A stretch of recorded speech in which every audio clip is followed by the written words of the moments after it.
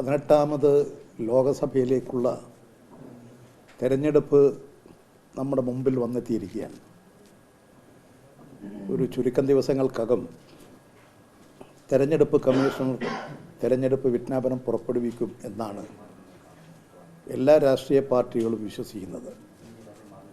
അപ്പോൾ നമ്മുടെ മുമ്പിൽ പടിവാതിക്കൽ ഒരു തെരഞ്ഞെടുപ്പ് വന്നു നിൽക്കെ ഇന്നലെ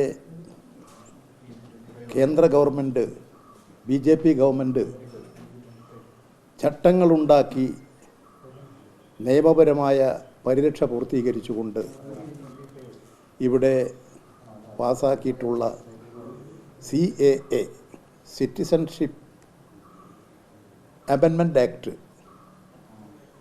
ആ അമെൻമെൻറ്റ് ആക്ട് നടപ്പിലാക്കിയതായി പ്രഖ്യാപിച്ചിരിക്കുകയാണ്. ഈ നിയമം പാസാക്കിയത് 2019-ലാണ്. 2019-ൽ ഇന്ത്യൻ പാർലമെൻറ്റിൽ ഈ നിയമം അവതരിപ്പിച്ചപ്പോൾ ഒരു കോൺഗ്രസ് MPയും ആ നിയമത്തെ ഇന്ത്യൻ പാർലമെൻറ്റിൽ എതിർത്തില്ല. കേരളത്തിൽ നിന്നുള്ള MPമാരിൽ മഹാഭൂരിപക്ഷവും അന്ന് ഒരാളൊഴികെ എല്ലാം UDF ആണ്. ആ UDFലെ മുഴുവൻ കോൺഗ്രസ് MPമാരും ആ ബില്ലിനെ അനുകൂലിച്ചു. മുസ്ലിം ലീഗിൻ്റെ MPമാർ തദവസരത്തിൽ പാർലമെൻറ്റിൽ ലോകസഭയിൽ ഉണ്ടായില്ല.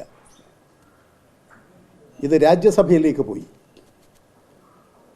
രാജ്യസഭയിൽ ഇത് വോട്ടെടുപ്പ് വേണ്ടി വന്നില്ല, ശബ്ദ വോട്ടോടെ പാസാക്കി. അവിടെയും കോൺഗ്രസ് MPമാർ ഒരനക്കവും ഉണ്ടാക്കിയില്ല. ഈ CAA പൗരത്വ ഭേദഗതി നിയമം എന്തിനാണ് പാസാക്കിയത്? ഇന്ത്യയിൽ ഇപ്പോൾ ഏതെങ്കിലും ഭരണഘടനാ പ്രശ്നം, ഇന്ത്യൻ ഭരണഘടനയെ സംബന്ധിച്ചിട്ടുള്ള എന്തെങ്കിലും പ്രശ്നങ്ങളുണ്ടോ?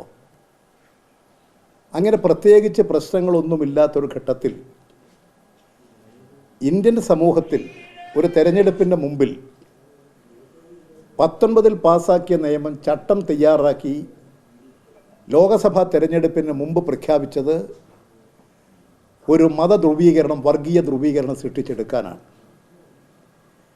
ഈ നിയമം അനുശാസിക്കുന്നത് ഇന്ത്യയുടെ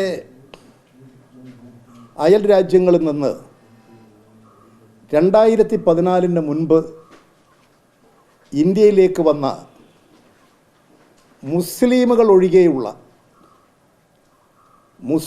ഒഴികെയുള്ള എല്ലാ മതത്തിൽപ്പെട്ടവരും വിശ്വാസികൾക്കും എല്ലാവർക്കും ഇന്ത്യൻ പൗരത്വം അംഗീകരിച്ച് കൊടുക്കുന്നതാണ് ഈ നിയമം.